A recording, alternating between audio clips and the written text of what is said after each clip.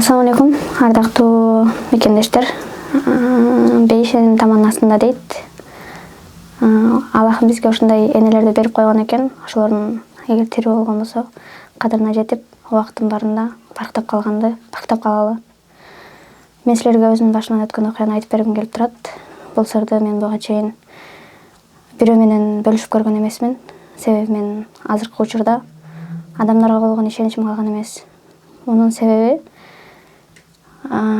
менин кичке кезимен алган травма. Ал травма кандай травма дей турган болсоңуздар, кепти башынан баштап айтып берип кетейин. Бул окуя 2008-жылдан баштап башталган. Бул нерсе бардыгы эле үй бүлөдө болот болуш керек. Бардыгы эле эмес, үй бүлөлөрдүн 100-төн 80%-ында. Себеби Кыргызстанда той болсо да ичет, башка болсо да ичет. Ошолордун менин атам иччү. Бул нерсени жашырганда эмне? Ичкенде аталар бар, ичпегенде аталар бар дегендей. Менин атам иччү. Ал арагынын себеби ата-энемдин 2 ажырым жолго түшкөнү болуптур. Биз ал кезде балабыз. Көп эле нерсени түшүнө бербедик. Апам келип турса, ойлойт болчумун мен, жашайт экен да, апам бар, атам бар деп эле сүйүнүп, ал көрсө ата-энем уже давно эле 2 жолго түшүп калган экен. Апамдын келип турганы бул бизди сагынып келип турганы же болбосо бизде ушундай ажырашканыбызды билбесин деп келип турганы, ушинтип келип турган учурлары болгон. Кыштын күнүндө биз жегенге наныбыз жок, ичкенге чайыбыз жок калган күндөр болгон. Ошондой жашоодо жашап туруп, мен эжекемдин үйүнө окууну мен 6-класстан кийин окуган эмесмин. Себеби жашоо шарты ошого туура келип калды да, ошондой болуп калды. 6-дан кийин окубай эле мен эжекемдин үйүнө кеттим. Ал жактан эжекемдин үйүндө жашап жүрүп, өзүнүн балдары бар. Башында өгөйлөгөн деле эмес. Бардыгы эле жакшы болчу. Анан уже ата-энемдин 2 жолго түшкөнүн кайра айтып, сенин апаң башка турмушка чыгып кеткен, апаңдын башка үй бүлөсү бар. Апаң силерди таштап кеткен деген сөздөр уже барган сайын кулагыма күн сайын эле угулуп баратты. Переходной возраст деп коет го. Адамдын переходной возрастта алган травмасы бул өмүр боюга калчу нерсе экен. Колуңардан келсе, ошол адам жаш бала чоңоюп ошол переходный возрастка өткөндө ошол балага болушунча жакшы мамиле кылып, мындай жүрөгүнө тие турган сөздөрдү айтпай, туура тарбия бергенге аракет кылыңыздар демекчимин. Себеби мен ошол малда алган переходный возрастта алган травмамдан азыркыга чейин жабыркап келем. Ошондой болуп, мен эжекемдин үйүнө келип калдым. Ал жакта жакшы эле жашап жүрүп, ошондой сөздөр уже уламдан айтылып баштады. Ошол кездерде мага апам жазып калат. Анда биз одноклассникиден сүйлөшчүк. Апам жазып, эми кандайсың кызым, жакшы жүрөсүңбү, ден соолуктарымды сурап, окууларың болуп атабы деп жазса, мен ошол кезде көңүл бөлгөн эмесмин. Себеби мен кулагыма сиңип калган, жүрөгүмө ошол сөз тийип калган. Уже мен апам күйөөгө тийип кетти, уже башка үй бүлөсү бар. Апам бизди таштап кеткен деген нерсе мен уже кулагыма сиңип калганда, анан ошол кезде сөздөрдү айткам, бир топ эле катуу сөз айттым мен апама. Сен турмушка чыгып кеткенсиң, сенин башка үй бүлөң бар.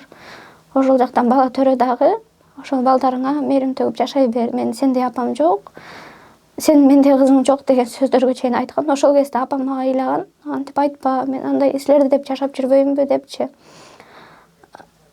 Анан ошентип жазып эле мен апамды заблокко киргизип койдум. Мен ойлонгон да жокмун, себеби мен кулагыма эжекемдердин сөзү кирип калганда, что апам уже башка турмушка чыгып кетти деп.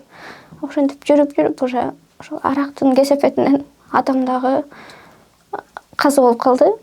Атам каза болуп, ошондо мен бир тоогум кулагандай болду. Себеби мындай болот го, башыңа бир проблема келсе, ушул нерсени атам билбесин, ушул нерсени энем билбесин дегенчи.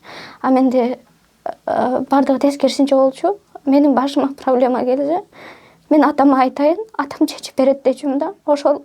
Ошондой адамымды жоготкондо мен психологический жактан да жабыркап калдым. мен үчүн чоң бир сокку болуп калды да. Анан уже өзүм менен өзүм сүйлөшүп, үйдөн чыкпай, уже акыркы кездерде бир айда мен өзүм комнатаман чыкпай калгам, өзүм менен өзүм сүйлөшүп, күлүп, уже бир башкача болуп калганда ошол врачка барып анан дарылангам. Анын да кесепетин тартып келем, азыр жабыркап келем бир аз. Анан күндөрдүн бир күнүндө эжекемдин мага айткан эң оор сөзү что менин акчамды сен алдың деген сөзү болду. Анан куру доомат болуп калды да. Сен акчамды алып атасың, сен менин акчамды алып иштеттирсең, бул жакта мынча акча жетпей атат деп сейфинен акчасын эсептеп туруп эле мени сабаган. Мени ошондо өзүңкү болбосо баары бир жүрөгүңө катуу тиет экен. Мени уктап жатсаң ошол кирип уктап аткан жеримден тургузуп түнү менен сабап, үйдөн чыгып кет деп ушундай жаман бир сөздөрдү айткан. Анын жоголгон акчасы эки улуу кызы, өзүнүн эле эки кызы алып иштетип койгон экен. Ошону менден көрүп, сен алдың деп мени ошо түнү менен сабап, мен азырга чейин уктап жатканымда менин жаныман бирөө катуураак өтүп койсо, же болбосо мен бутума же колума бирөөнүн колу тийип кетсе, мен азырга чейин чочуп ойгонуп кетем, же болбосо түн ортосунда да таң атканча 2-3 жолу сөзсүз чочуп ойгоном. Бул ошол түндө уктап жаткан жеримден эжекемдин кирип сабаганы болду. Анан түндө чыгып кет деп эле сабап анан ойгонуп эле эртең менен туруп эле мен эмне болсо ошол болсун, мага апамдан башка эч ким жардам бербейт деп мен апама жаздым. Апам мага билет ал, мен сен жаныңа барам десем, апам менден эч нерсени сураган жок, эмне болду дагы деген жок. Макул деди, сен бир жума күт деди, мен бир жуманын ичинде айлыгымды алам, мен сага билет алып берем, анан келесиң деди. Макул деп мен бир жума күттүм. Ошол күткөн бир жумам мен үчүн ошол үйдө жашаган 4-5 жылымдай эле сезилип кетти. Саатым, күнүм, бир мүнөтүм өтпөй калды. Анан мен апам ошентип бир жума өткөндөн кийин мен апамдын жанына келдим. Апамдын жанына келип башында түшүнбөстүктөр болот экен, себеби апам экөөбүз мен кичке кезимде эле апам кеткен. Апам экөөбүз чогуу жашаган эмеспиз. Мен апамдын характерин билбейм, апам менин характеримди билбейт. Башында түшүнүшүбүз өтө кыйын болду бири-бирибизди. Анан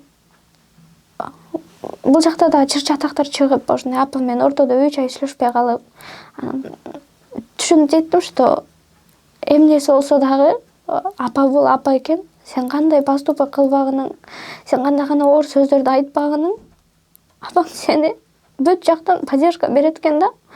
Мен ошол кезде апам, мен азыр өкүнгөнүм, мен ошол кезде эжемдердин сөзүнө кирип, мен апама ушунчалык катуу бир жаман сөздөрдү айтып, сен ушундай турмушка чыктың, сен тиң, сенде кызым жок, сенде апам жок, менде кызың жок деген сөздөр болгон.